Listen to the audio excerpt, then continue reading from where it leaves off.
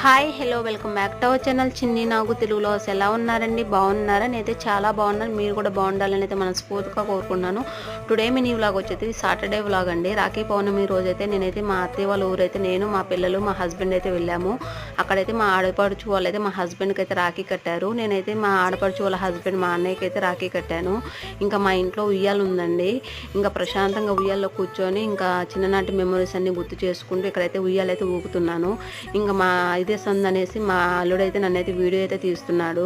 ఇంకా ఎప్పుడు మన జీవితంలో కష్టాలు సుఖాలు ఉంటూనే ఉంటాయండి. ఎప్పుడు బాధల్లోనే ఉండిపోకుండా ఇలా చిన్న చిన్న ఆనందాలు అయితే మెమరీస్ అయితే అనుభవిస్తూ ఉండాలి. అప్పుడే లైఫ్ అనేది బ్యూటిఫుల్గా ఉంటుంది.